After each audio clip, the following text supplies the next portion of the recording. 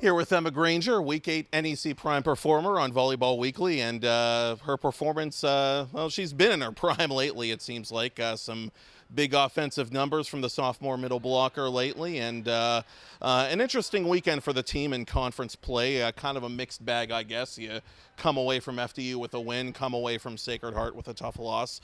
Just thoughts on the weekend, positive takeaways, things you can improve upon. It was definitely a tough weekend. FDU was a good game, I think, for the team. We played really well, and we came together well, which was awesome. And even Sacred Heart was also a good game. It was a heartbreaker, kind of. It was tough. It felt like each set we were really close with them. So that was tough, but I think going into the second half of the season, we've seen all the teams. So we know, like, what we need to be ready for and what we're looking for. So I think I'm really excited, I know, to go into the second half with just a different mindset. Like we know what's coming for us. What does the team need to do better just over the long haul to finish conference play on a strong note? Is it just a matter of, like you kind of said, bearing down in those key moments when matches get close?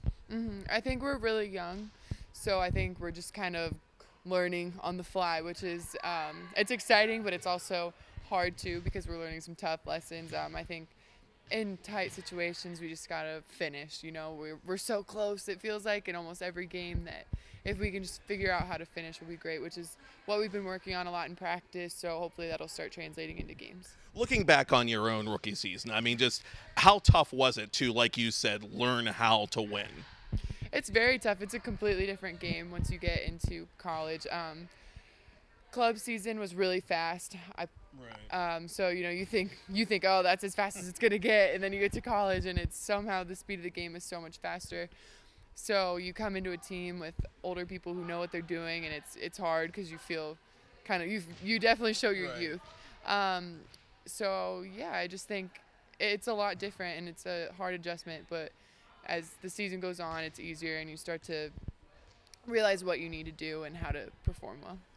I know over the last couple of years you've developed a particularly close on-court, if not also off-court bond with a couple of your teammates. Whitney Brown, I know you're really close with. What is your relationship like? I know that you two are friends and stuff. Yeah, we're best friends. She was my roommate last year, and I think once your roommate's your freshman year, it's a bond. Yeah, you're gonna be tight.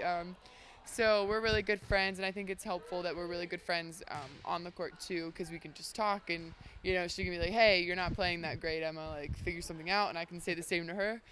So it's really good to just have that relationship and friendship. And similarly, you've played a lot at your position with Maria Alfano, one of the other sophomore middle blockers. How important is it going to be to the team as it heads into the second leg, if you will, of conference play, that Maria seems to be back, she's putting up the numbers again, and she just generally seems to be her optimal self, which I know physically she wasn't at the beginning of the season? Yeah, it's really great having Maria back. I think Skylar did a really great job. While she was in there, she played really well, and she did what she really needed to do, which was awesome. But Maria's back, and it's good to have her back. I think that it'll be nice to have both of us kind of in our typical roles, which is great, and that'll be good for the team. So. The last time we talked, I know we mentioned your trip to Africa with Athletes in Action. You're very involved with that group. I know you're very proud of your work with that group, as you should be. Yeah. What have you guys been up to recently? What has Athletes in Action been doing? We meet every Wednesday, so we'll be meeting tonight. But and we meet at 8 o'clock to 9, and we just talk about different aspects. Tonight we're talking about going through injuries and worshiping God even through your injury and the tough times. So that'll be a really good talk. So that's what we do during the school year. No, I am glad you mentioned that, because everybody needs something to kind of lean on, as a student athlete, where it's, a friend, a teammate, something. You lean on your faith a lot. I know that. Why is your faith so important to you as a student athlete? It's definitely what keeps me grounded, I would say. I know spending some time in the Word and stuff, it's like almost therapeutic for me. Today I was reading some of Hebrews, and it was just really great to see like how those words can apply to my sport, and how I can take that into the day with me. So it's very helpful. It gives me a time to just like realize that everything in this world and in this life isn't really as important as it seems, and that there's a bigger reason. You got to have a worldview. Yeah. No, you've put it very well. You got to have a worldview.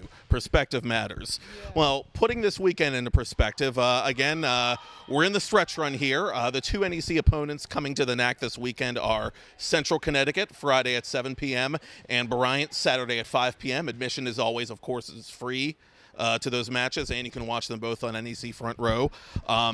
Like you said, you've seen both teams. What do you guys expect, and what do you need to do to come out on top? It's going to be both will be really tough games. I know we're all really looking forward to them, especially Bryant. I think that was a really close game, and it could have gone either way. So hopefully it goes our way this weekend. CCSU, I think we have a lot to prove. We didn't really come out as well as we should have in that game. So I know we're all looking forward to coming out and playing our game. We're going to need a lot of blocks because they're really good teams and they're great hitting teams. So they're going to be fun. So people should come out. And just get out of Emma's way. That's all we ask. Sophomore middle blocker Emma Granger, again, named an NEC Prime Performer for Week 8 of the NEC season. A couple of big matches in conference play this weekend and hopefully a couple of big wins. Thanks, Emma. Good luck this weekend. Thank you.